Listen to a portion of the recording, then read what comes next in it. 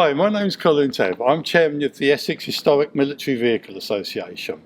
As part of the 2020 Heritage events, we've been invited to take you behind the scenes. You might wonder what happens to old military vehicles once they've retired from their service life. Well, a lot of them end up here in Essex. We'd like to show you our storage facility and what we do, how we restore, how we preserve the vehicles, and give you a flavour of what we're about. If you look at our website, you'll see we say we preserve anything from push bikes to tanks. So here's the push bike element. Here is a Rudge. It's late 1930s in unrestored condition. We have a restored World War II push bike that were made by numerous manufacturers during the war. A nice example of what they look like, and they're surprisingly heavy as well. This is a 1940 dated Wanderer push bike. Wanderer are one of the companies that eventually became Aldi. The bike follows the specification laid down by the Wehrmacht for a heavy duty frame, heavy duty wheels and hubs. It also carries this box on here where you could carry either grenades or other tools. As you can see, it's got a load carrier on the back to carry whatever equipment they decided they needed to carry. And it has, luckily for me I suppose, it's got its original wartime tyres, which are Austrian made, so it's a bit of a mix and match when it was manufactured actually. It's an exceedingly heavy bike as well. Yeah, it's very heavy, probably 1.5 times the weight of the British bike. The other interesting feature is you can detach the handlebars as a security feature. And it's got a small device here which you can tighten up to lock the steering in a straight ahead position, and this was useful for when they were transporting bikes without a rider. You often see shots of them riding along with one of them with their hand on the saddle guiding the bike whilst riding their own. Something you've also got of interest is the can on the back, which predates the jerry can, I believe. Yeah, this was the standard can that the German army used, the triangular can, designed originally to fit on the running boards of early cars. Okay, so thank you very much for bringing this down today. I believe this is a new acquisition of yours. Yes, it is, and I've been looking a very long time, about 6 years, for a Norton. It is a Norton, is it? Yes, it is Norton, 1940, 16H, 500 side valve. Where did you get it from? I've been looking on eBay, and he appeared on a Monday morning, and I called my husband in the morning and said, there's a Norton for sale, bring it up straight away, because we've been let down on a few, and that was it. And I rang up that day and we had him on the Tuesday. Did you have to do much work? Mark had to put a brake light on the back because obviously they didn't have brake lights in the war. Just a few little touch-ups. He needed his engine being cleaned up a little bit. The carbs were blocked, so to ultrasound the carbs, and he runs perfectly. You called him he. I take it he has a name. Yes, his name's Albert, because he's Albert. like old-fashioned names. Yeah, I call him Albert. Albert the Norton. Albert the Norton. So Mark says to me, what do you want to go out today? Albert. Okay. I was like, out he comes, Yes. bless him. I see Albert has Canadian markings on the side of it. Yes, he does. Yeah. The Canadians used to use them in the war to escort all the trucks, because they used to take all the signs down in the war, so the Canadians used to guide all the trucks through, take them through, so the Germans didn't know where they were going. Convoy escort. That's correct. General duties and dispatch riding and things That's like it. that with general use, I think. Yes, that's it, and Yeah. that's what I like. I try and dress up like a lady dispatch rider, and I just love riding it. I think it just gives That's me a a good good point. buzz. There were lady dispatch riders during the war, weren't there? Yes, there was something. there was, So it's nice to and- see that represented. That is, and I met a lady dispatch rider many years ago, and she gave me inspiration. She was 100 years of age on this particular day, and I've got an M20 Norton, M20 BSA at home, and she asked me who it belonged to. Obviously it belonged to me, and she said, I'd like to talk to that lady. I'm 100 years today. So I walked in and she said, in the war I was a lady dispatch rider. Wow. And I was just totally gobsmacked. And she was absolutely beautiful for 100 years of age. She was very sprightly. And she said, I don't know if I should be saying this on camera, but it really tickled me and everybody she said it to. She said, I used to be dispatching in the war. I didn't know if I'd be alive by the time I get to the end of the day. So she said, if I was ever offered a little bit of rumpy pumpy, she said, I took it up. She said, but by the time I took all my clothes off, she said, which was a lot of dispatch riding clothes, they lost interest. And I thought, that has stuck with me for years and years. But I just think it's so brave, riding the bike with the bombs and everything going on. Total respect. How true. Yeah. And along with the Norton, we brought down this one. Now, I'm not a particular bike expert, but I do recognise a Harley Davidson. I believe this is yours. Absolutely, Cole. Yeah, Harley Davidson WLA 1942, although I do believe they were all stamped 1942 to confuse the enemy. Oh, okay. Yeah, apparently so. A little bit different from the WLC, which was supplied to the Canadian forces. A few differences. The Canadians specified a hand override clutch, as well as the foot clutch. And on the WLC, the wheels are interchangeable, whereas on the WLA, they're not interchangeable.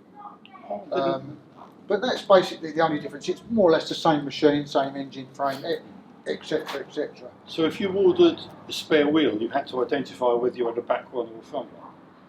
On the WLC, they were actually interchangeable. All you did was change the brake drum over if you wanted the front wheel in the back, and vice versa. Oh, okay. But not on the A. Okay, I didn't realise that. No, on the A, the drums are actually built into the wheel, which, for what reason, I don't know why they were different, but...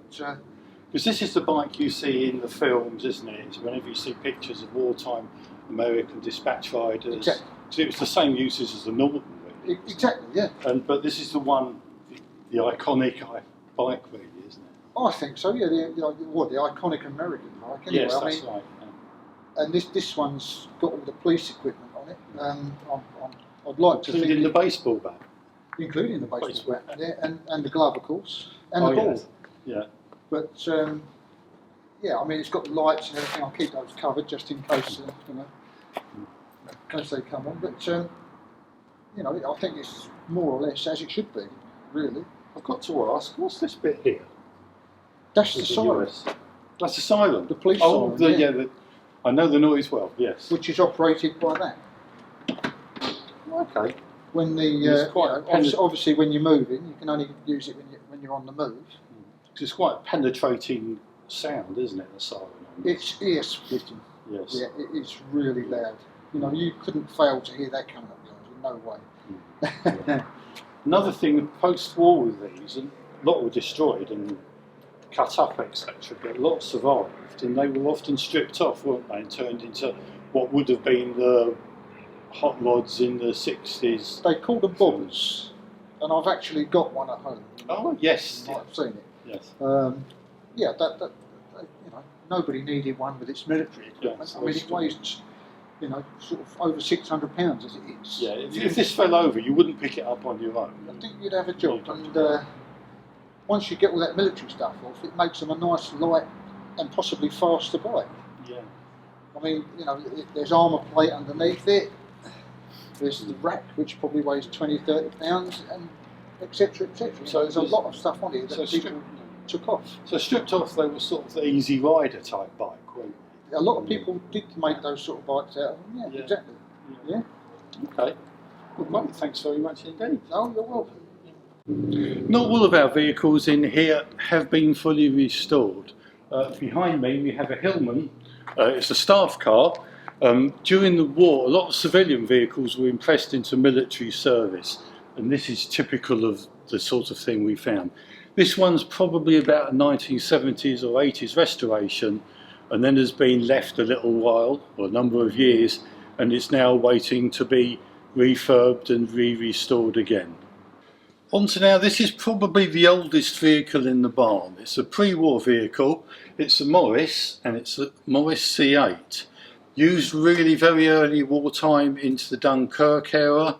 In fact, most of these that were around saw more service in the German army after being captured in Dunkirk than they did in the British army. This particular vehicle is in an unrestored condition. It's been cleaned up for some film work, so it looks good, and it's a unrestored, and it's the only known unrestored example around in the UK at the moment, unless of course you've got one in your shed somewhere. Not all the vehicles that we have are green. This one you can see is in snow camouflage. It's a British Army lightweight Land Rover, and it was in fact used in Norway. It has a hill heater in it, lots of other kit, and it often goes out on displays complete with all its Arctic weather kit, and it's a fascinating display to see. Next to the air portable Land Rover, we have this one. This is a Series 2 Land Rover, 1958 manufacture. At the time they were replacement for the Jeeps, and they were used really as the mainstay general service lightweight vehicle for the British Army, and many of them are still in service now. We mentioned earlier when we looked at the Norwegian marked air portable Land Rover that we'd talk about them later on. Well, this is one marked up for European use. It's called an air portable Land Rover or lightweight Land Rover. They were designed for use in the 60s, manufactured through into the 80s. The idea was at that time in the 60s there wasn't a helicopter that could actually lift a Land Rover. So they produced a lightweight Land Rover to make it air portable. Although later on, as the helicopters became more powerful, they could actually lift the full-size Land Rover. Very popular with off-roaders in their post-war guise. They're getting increasingly hard to find in terms of military use and restorage. They're a very popular vehicle and quite sought after. Another wartime vehicle we have here. It's comparatively unusual in preservation standards. It was made by Dagenham's finest. It's a Ford. They were made under the brand Fordson during the war. This is a Ford Watt 2. It has a V8 engine, and it has that distinctive V8 engine burble on it. It sounds quite amazing. And unusually for British Army vehicles during the wartime period, it actually had a good engine that was very powerful. British engines tended to be underpowered during the war. Wartime manufacture, that is. This one's a GS truck. It's in the markings of Royal Naval Beachmasters, sort of truck that would have been on the beach during D-Day. This is another example of a Fordson we have in the barn. This is another Fordson Watt 2. This one's quite a rare one in that it has the back body on it rather than the GS canvas topped body. This kind of body was used actually to house an early form of radar, and you can see the antenna parts held on the roof. Also, this one was used, their examples used as ambulances, and in fact also the BBC used to use a variant of them as well with hard body. As far as we know, there are only two hard-bodied back ones in existence. Well, one vehicle we have to include in this, and it wouldn't be complete without it, is the World War II Jeep. David here has brought his along, and he'll tell us about it. I know this is a recent restoration, or recent completed restoration, as in a matter of weeks, as I understand it. Yes, it's only done 200 miles since I put it on the road. So it's fresh out the restoration shop. It's still a bit creaky, yes. Yes. Can you tell us a little bit about it, please? Well, I bought it 7 years ago, and with the aim of, with my son and my son-in-law, of having a project we could do one night a week. That was 7 years ago, and we took it completely to pieces. There was nothing you could have taken off the chassis. The engine and gearbox went away to be professionally refurbished in Kent, and we finished putting it together about a month ago. Okay. I know for Jeeps they were made, you mentioned earlier this was made in Texas. Yes, I was told it was made in Texas by someone who apparently is an expert, and he said it was to do with the marking on the registration plates, that the different factories, four different factories, would mark them differently. This one in the section says 4x4, which is four-wheel drive, and it's marked like that, and I'm told that came out of the Texas factory. Okay, I know there's an extensive body of knowledge on Jeeps around, and lots of people know lots of stuff about Jeeps. I don't. Yeah. I know there's two different manufacturers, it was Ford and Willis. This one is a Ford. This is a Ford. They made 278,000 of these during the war period, under licence from Willys, that they weren't allowed to build any more after the war because they were only allowed to build them for government contract. Okay. So Willys, most of the build after the war, they will be Willys, not Fords. Oh, okay. So how can you tell the difference between a Ford and a Willys? It's fairly easy, really. If you look through the front grille, it's the shape of the front section of the chassis. Oh, okay. The Willys is a tubular structure, and this is a goalpost shaped structure. So it's very easy just by going to the front of the vehicle, and then you know. So all parts are interchangeable, aren't they? Or bulk of them are? Mostly, but those were riveted on. Virtually every part, the two manufacturers made the same. Yeah.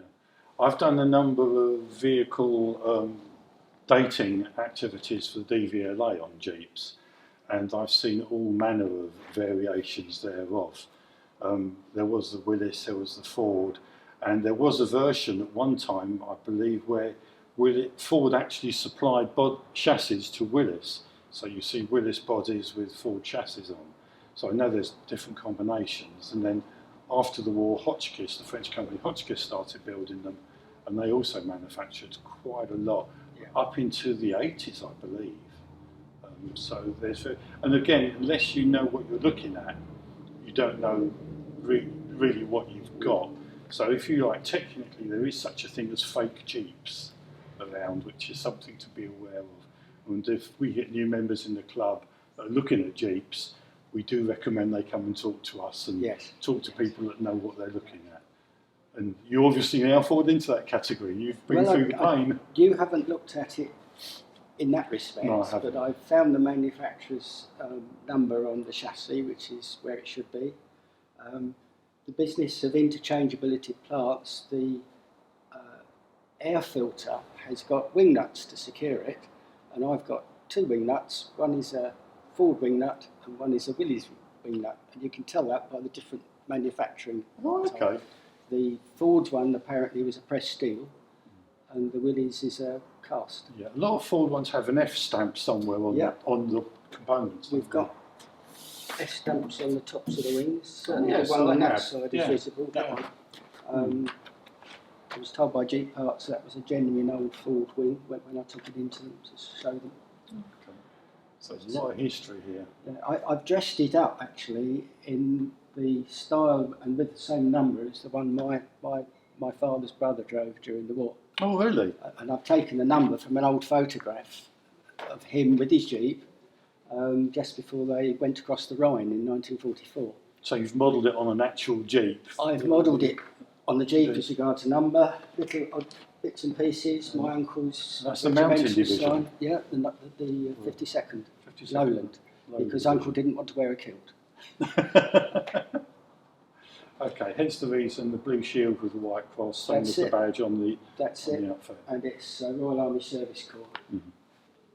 So yeah, I'm really proud of it. You should be. You've made an excellent job of it. It really does look the part on it. But I've looked up this morning, the number apparently relates to a series of 1,500 vehicles that were passed from the American services across to the British Army during the war.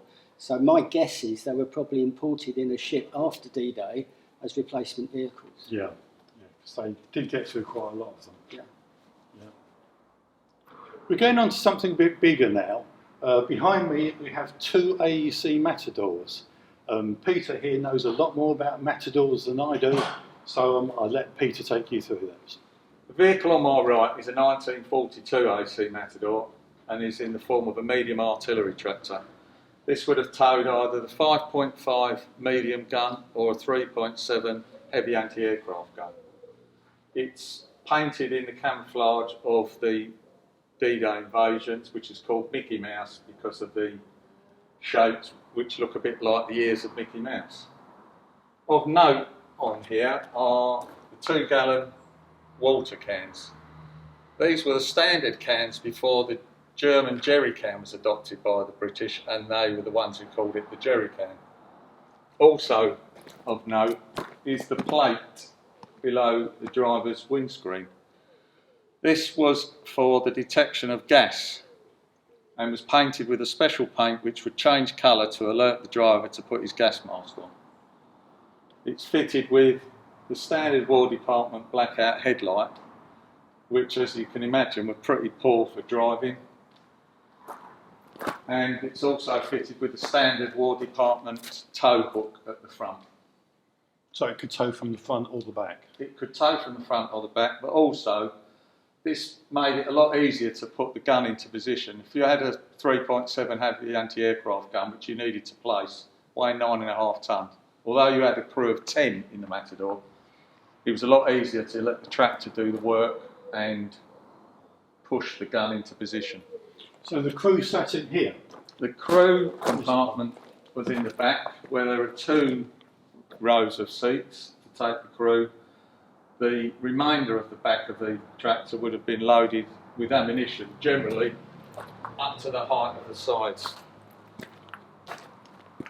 It's powered by an AC diesel engine, which is the same engine used in the pre-war London bus. Because they have a very distinctive sound, don't they? Yeah. They're very much the classic London bus sound. And unusually, as well, it's got full air brakes, which again is quite a revolution for the time. Does it have a winch on it? It's also got a 8.5 tonne winch, which can either be paid out of the rear of the vehicle if you need to drag a gun out of its emplacement, or you can run it up to the sides through here, and you can use it for self-recovery. So if you got stuck, you could pull it out. Although, having said that, in 4-wheel drive, low ratio, they're a very, very capable vehicle off-road. In fact, they'll probably go anywhere you want to go. In post-war use, they were used for loggers and things like that, heavy breakdown. Post-war, they found a lot of employment in the logging industry. They went all over the world, Canada.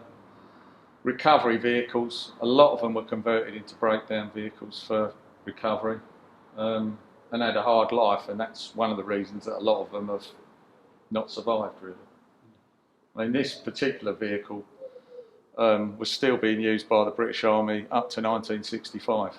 Really? So, a long life in service. It's a lovely restoration. One of the more unusual vehicles we have up here, and certainly one of the most rare, is this one here. As you can see, it's in pre-restoration condition, and it's fair to say it's going to need a lot of work. It's made more difficult because it's actually a German World War II vehicle. It's a Stoewer. They made them in limited numbers during the war. They were a variation, if you like, the equivalent of the Allied Army's Jeep. The Germans had the Kubelwagen, which was probably the nearest parallel to a Jeep, but they had lots of others as well, and one of them was this one, which was a 4-wheel drive vehicle, carried I think 6 people, and was used as a general workhorse through Europe into Russia. This one was picked up, I believe, in Poland, and it's here, and it's awaiting its restoration. The vehicle we have here is one of 2 we have in the barn. They're both Bedford OYs. They were a standard British Army 3-tonne truck, although there were other manufacturers of 3-tonne trucks during wartime as well. They came in service just pre-war, were used throughout the war, and again right into the 60s, and some examples probably into the 70s. 3-tonne, used for everything, fairly uncomfortable, quite narrow to drive in. They were used also post-war as well by haulage companies as they came out of war surplus. Fairly rare, as is most British vehicles in reality. One thing with British vehicles on Bedfords in general, they all use the same engine, and the smaller version, the 1500 weight one, had the same engine as the 3-tonners. One of the other Bedfords, the main 4-wheel drive Bedford, was the Bedford QL. It was manufactured with 7 different bodies. This particular one is a Bedford QLB. It's a Bofors gun tractor, Bofors being the 40mm light anti-aircraft gun. Onwards now to the Bedford QLB. The Bedford QL was the standard name for the Bedford's 4x4 3-tonne truck. 4x4s were quite rare in the early part of the war, and it was a relatively new technology. The Bofors, or Bofors gun tractor, was towing a Bofors 40mm anti-aircraft gun with a crew cab you can see here, which had 5 people in it. And at the back of the bins, the lower bins carried ammunition, the top bins were carrying crew kit and equipment and things. Basically, it was a mobile kit bag. Total crew of 7, but they had additional seats to bring it up to 9 if required. It has the gas detector plate on, standard position, which is typical of the 3-ton trucks during the war, as it was the only way that if there was a gas attack you could actually see it. It would be flat fronted, they couldn't see that. As I mentioned earlier, same engine as the Bedford OY. They're not especially quick. 30 miles an hour with a good wind is pretty good out of them, really. But there again, the brakes are sufficiently interesting that you wouldn't really want to go a lot faster. Give an example, fuel consumption on these is around 6 miles a gallon. With the Bofors, it goes down to about 3 if you're towing stuff. Another variant of the Bedford QL is this one. This is a QLT, or troop carrier. It was often known as a TCV, a trooper, or a drooper.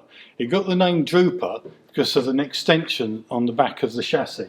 This one's 6 feet longer than the normal QL, and as such, when troops were in the back of it, if it was low loaded, or troops for some reason went to the back of it, it would actually lift the wheels off the ground. And over time they developed a slight sag, and if you actually look side onto these, you can see they actually do look as if they're dropping down on the back. Again, gas detection plate. Both of the QLs are in D-Day markings. This is the vehicle registration number in military terms. This one is right for the contract of this manufacturer. It's a 1942 vehicle. We have the Mickey Mouse camouflage scheme on this one again. Have the Allied star on. A lot of queries on the star. The star was used during the war on all Allied vehicles, not just Americans. In fact, you could often tell Canadian vehicles because they didn't like using the star, so they often put it on upside down or sideways or crooked in some way. Currently on the QLT, we're going through a bit of bodywork and repair and rework. We found some rotten floorboards in there, so we replaced them.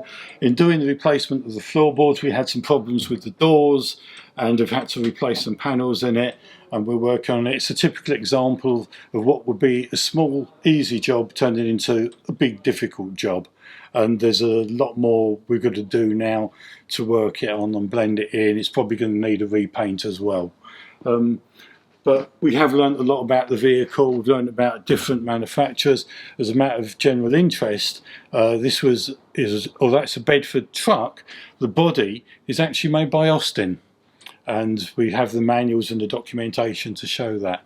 They came out of Bedford, went to Marshall's in Cambridge for conversion, where they added on the chassis extensions.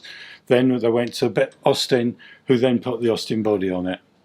Hope you enjoyed our walk around today. I'd like to thank you very much for watching. If you want to know more about us, please look at our website. That's essexhmva.co.uk, and you'll find more information about us and various articles and things we're sure you'll find of interest.